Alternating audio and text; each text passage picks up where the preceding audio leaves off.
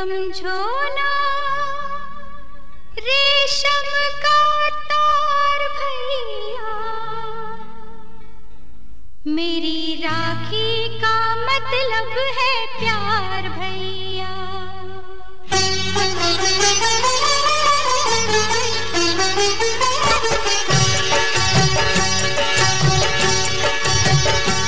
इसे समझो ना, इसे समझो ना रेशम का तार भैया, इसे समझो ना रेशम का तार भैया, मेरी राखी का मतलब है प्यार भैया, मेरी राखी का मतलब है प्यार भैया। इसे समझो ना रेशम का तार भैया, मेरी राखी का मतलब है प्यार भैया, प्यार भैया, प्यार भैया।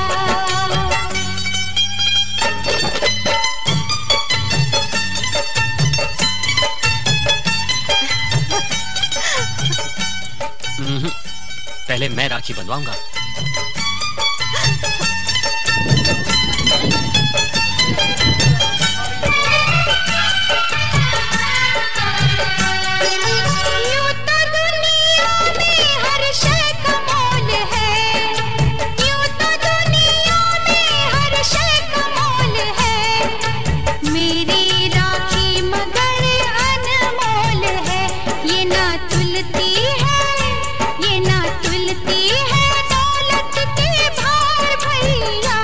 मेरी राखी का मतलब है प्यार भैया, मेरी राखी का मतलब है प्यार भैया, प्यार भैया, प्यार भैया।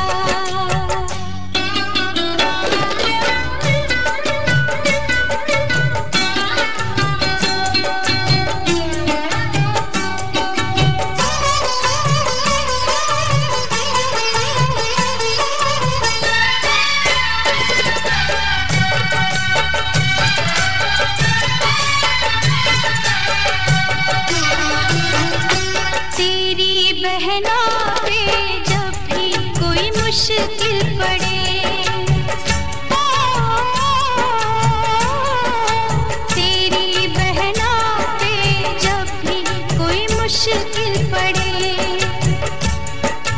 आके मिल जाना मुझसे खड़े ही खड़े, मेरी राखी की, मेरी राखी की सुनना पुकार भैया, मेरी राखी का मतलब है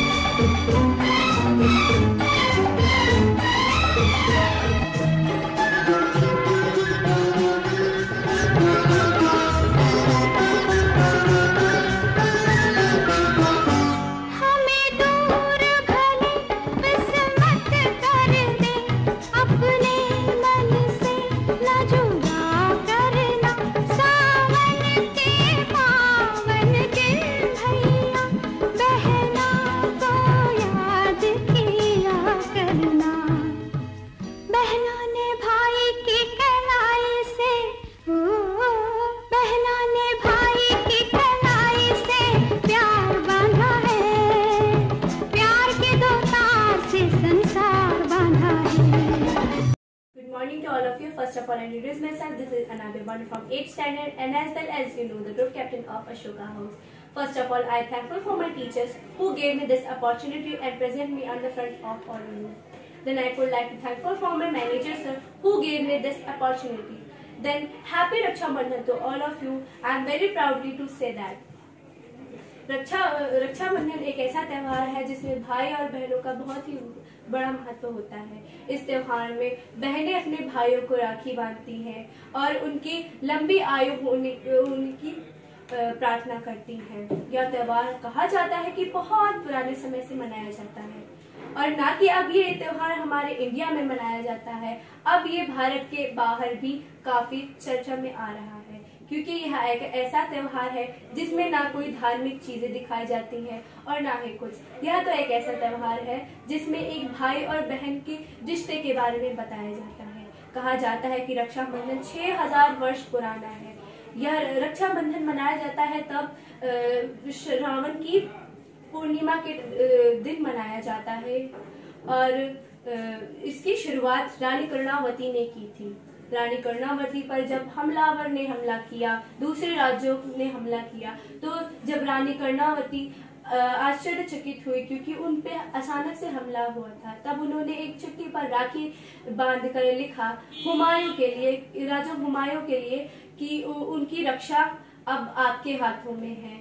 वह राखी बहुत ही समय देर पहुंची, मगर जब हुमायूं को ये पता चला कि रानी कर्णावती ने उनको उनके राज्य को संभालने के लिए बुलाया, तब तक बहुत देर हो चुकी थी। रानी कर्णावती ने घोर युद्ध किया, मगर बहुत अफसोस की बात है उनकी मृत्यु वहीं हो गई क्योंकि हुमायूं के पास ये चिट्ठी बहुत ही देर गई थी। इसी वजह से हुमायूं अपनी पूरी जिंदगी इसके लिए बहुत ही निराश थे और आखिरी वक्त में हुमायूं ने कहा भी था कि रानी कर्णावती से मेरी माफी मांग लेना।